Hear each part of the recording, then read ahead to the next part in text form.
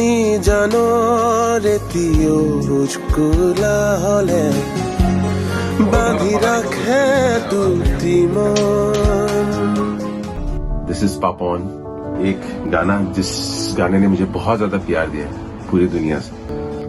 ये मोह मोह के धागे तेरी उंगलियों से जा उलझे, कोई टोह टोह ना लागे। आपको पता ही होगा, बहुत फेमस है, कुमार गढ़वाल दोनों जगह ये फोक होता है।